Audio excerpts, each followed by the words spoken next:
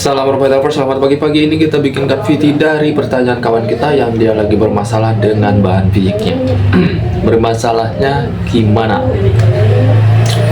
Permasalahan kawan kita ini dari bahan piyiknya. Bahan piyiknya ini udah start, bahkan udah mentok atau udah hafal di 2 lapak, tapi masih belum bisa ngolong, belum berani ngolong.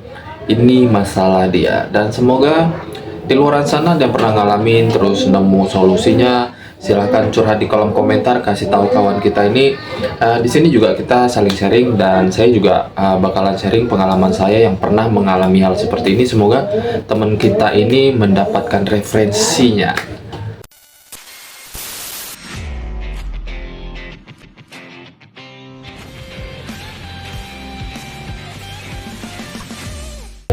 Selamat pagi, salam Robotover Fashion Indonesia. Semoga sehat selalu di luar sana, dilancarkan rezekinya amin tanpa terkecuali.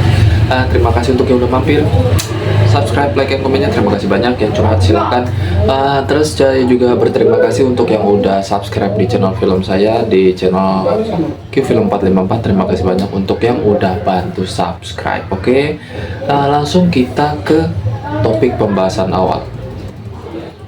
Pembahasan tentang kawan kita yang memiliki masalah, merpatinya masih piyik tapi udah setar di 2 lapak yang berbeda. Permasalahannya dia masih belum bisa ngolong, belum berani ngolong, padahal udah dicoba ditarik ngolong, masih belum berani.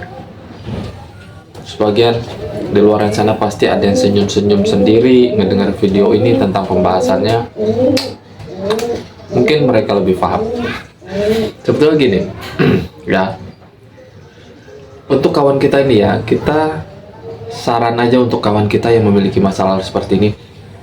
Merpati piyik, apalagi masih bahan, jangan terlalu dipaksa untuk ngambil kolong atau digeber ngolong kalau memang sekiranya sekali atau 2 kali gagal. Sekali atau 2 kali gagal kita coba, dia masih belum berani ngolong. Untuk tahapan selanjutnya, jangan dikolongin dulu. Jangan sampai nunggu sekali, 2 kali, 3 kali, 4 kali, dan seterusnya gagal, masih dicoba terus. Jangan. Sekali 2 kali, dia nggak berani ngolong, jangan dipaksa. Karena apa? Karena itu merpati bahan. Bahkan kadang, merpati bahan yang baru rampas sekali, rampas piyik pun, kadang mentalnya masih belum keluar untuk ngambil kolongan. Karena takut apa? Takut di tali, takut di bendera atas. Nah, pertanyaannya begini, kenapa kawan kita ini sampai setar bisa di 2 lapak yang berbeda? Jawaban saya simpel sebetulnya. Kemungkinan dia berspekulasi, ya, itu agak berisik di luarnya. Kita fokus saja. Dia berspekulasi di lapak pertama mungkin si merpati nggak cocok. Entah itu karena kondisi angin, cuaca, atau gimana. Terus dia coba di lapak yang berbeda, tetapi nasibnya sama, nasib naasnya sama. Nah, itu berarti bukan kesalahan di trek yang berbeda, dalam kondisi cuaca angin yang berbeda di setiap lapak, bukan berarti bermasalah pada merpatinya. Jadi kalau sekedar saran saya gini ya, kalau memang kita punya bahan yang udah setar, masih piyik, terus nggak berani ditarik ngolong, setelah saya bilang 1 kali 2 kali nggak mau ngolong, jangan dipaksa lagi. Bener, kita fokus di 1 lapak dulu aja. Yang penting khusus merpati bahan itu yang dicari pertama, tingkat kestabilannya yang pas.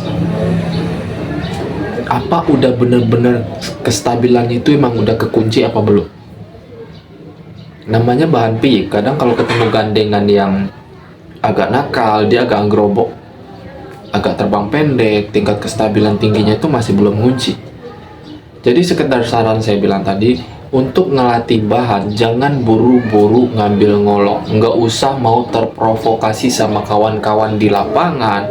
Oh, piyik gua udah ngolong di piyik 2. Oh, piyik gua udah ngolong, lo rutin ngolong di piyik 3. Piyik gua udah rajin ngolong, lo udah kunci kolong. Jangan panas, oke? Jangan panas itu kuping.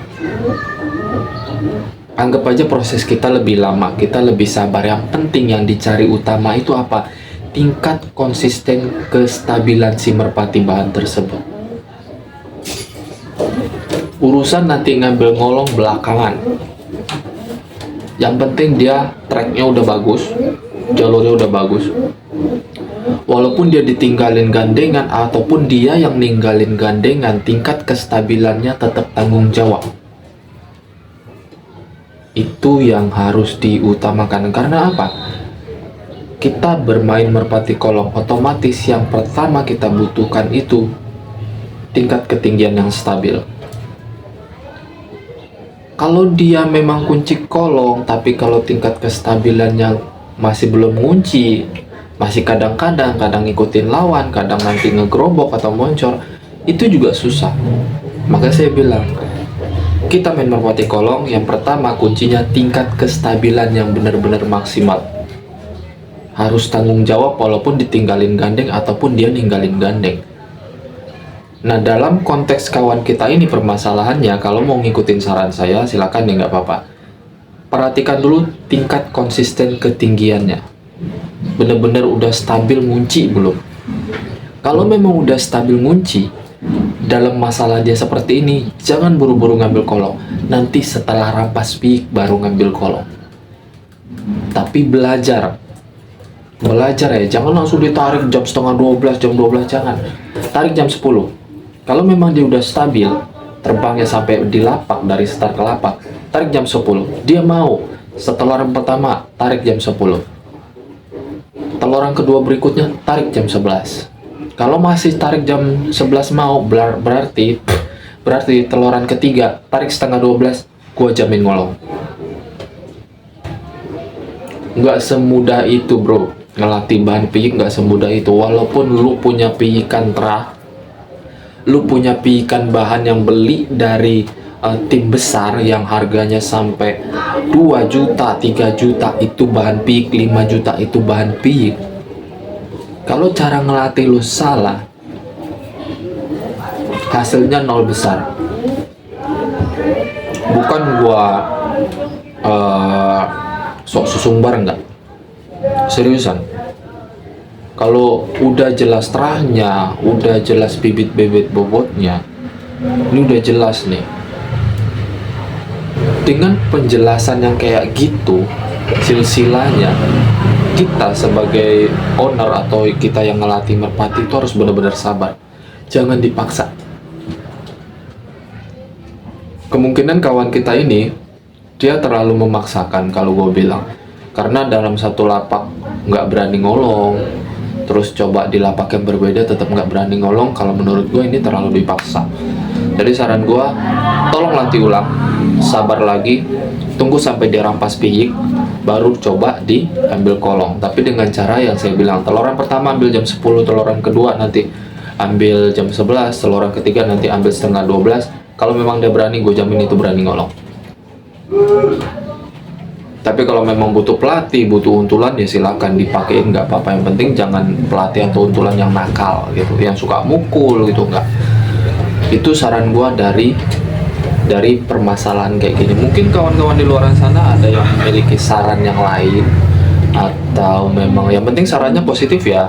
Silakan tulis di komentar untuk temen kita ini yang lagi memiliki masalah merpati bahannya, nggak berani ngolong padahal udah start di 2 lapak. Gua rasa cukup. Nanti kalau kurang jelas video ini penjelasannya, silahkan di kolom komentar. Untuk yang udah pernah ngalamin, silahkan bantu jawab di kolom komentar. Terima kasih banyak. Salam merpati lovers Indonesia.